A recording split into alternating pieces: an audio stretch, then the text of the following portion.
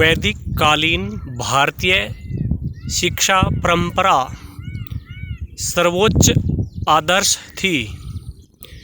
उस समय की रहन सहन की व्यवस्थाएं जंगलों में होती थी, पहाड़ों में होती थी, नदियों के किनारे होती थी।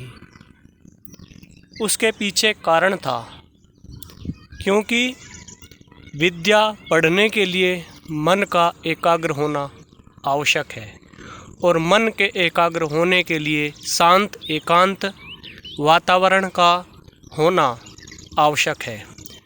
जब शांत एकांत सुरम्य वातावरण होगा तो विद्यार्थी का मन पढ़ने में लगेगा, उसका मन एकाग्र होकर के विद्या को पढ़ने में लगा रहेगा।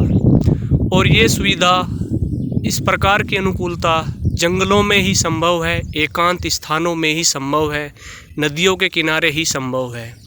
दूसरा प्रयोजन यह था कि वहाँ शुद्ध जलवायु होती थी।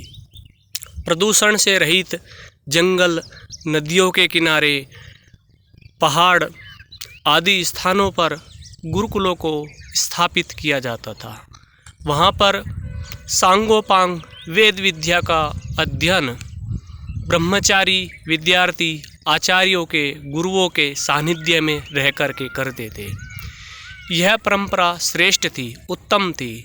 स्वास्थ्य की दृष्टि से, मानसिक बौद्धिक विद्या वृद्धि की दृष्टि से, शारीरिक बल की दृष्टि से, चारित्रिक विकास की दृष्टि से, आर्थिक दृष्टि से सर्वांगीण विकास ब्रह्मचारी का, विद्यार्थी का होता था। सर्वांगीण योग्यता उसकी बनती थी, वह हर प्रकार से निपुण होता था।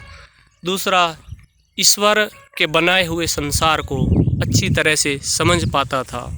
भगवान ने कितने पेड़ पौधे, वृक्ष, वनस्पति, जंगल ये सब बनाए, अनेक प्रकार के जीव जंतु।